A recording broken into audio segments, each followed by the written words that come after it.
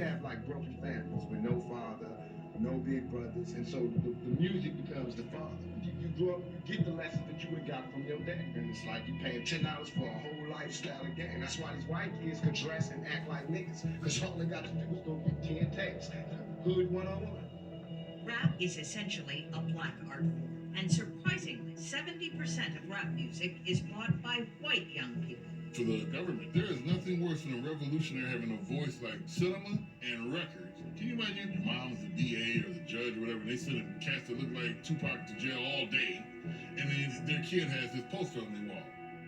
Like, you must take that down and put Bruce Springsteen back up. I saw people had no clue what thug meant across his stomach.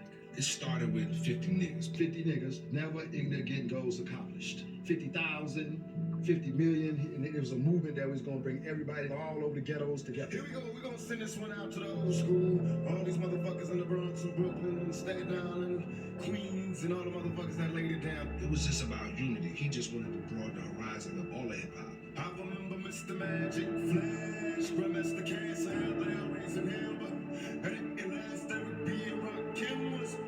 At the time, the East Coast was established as far as hip hop. They wrote the rules. What you could say, how you could say it. That shit drove Pac crazy. Like, fuck that. This is real hip hop too on the West Coast. And that's why he was so honest in the early stages of our career of embracing other hip hop and other types of music. And so it started with 50 niggas, and then it went on a thug life. And Matula was in prison, but he would call making sure it had structure to it, a goal. Matula called all the time.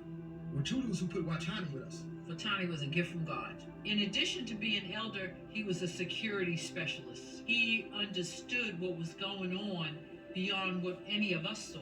And he was a connection to Matula. Matula was a person that really Tupac knew as a father.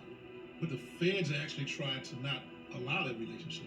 And when I say the feds, I'm talking about the Bureau of Prisons, try to stop the communication between Tupac and Matula. You know, because behind the walls, he's looked upon the same way as Tupac was looked upon the street. Leaders. Even inside of prison, he stopped gang violence, racial violence. He was at peacemaker. It was from that Matula began to organize with some other shot callers and wrote the Thug Life Code. This Thug Life Code, we have a code putting order to the violence on the streets. The OGs in the East Coast and the West Coast and the penitentiaries. Like, we're going to be against drive-bys, kidnappings, attacks on people that are not involved, and people who perpetrate that, they have to deal with the consequences when they go to jail, because that's who's going to enforce this code and the thug life that's on the street. It's like we're cleaning up the dirt. I can't change what the dirt that's here, but I can put all this dirt in one corner, and I will give my whole life to this plan that I have for thug life. Tupac was our spokesperson for the code, but at times he would struggle with that. And so that was a balancing act that he was dealing with. He feels like he has to perform to be this image that everybody want him to be. You have all over the country big-time OG criminals telling me they want me to lead their movement. I mean, I'm gonna have a small identity crisis here. Okay, so let's go back to the questions. Have you been in any other jails or prisons other than the present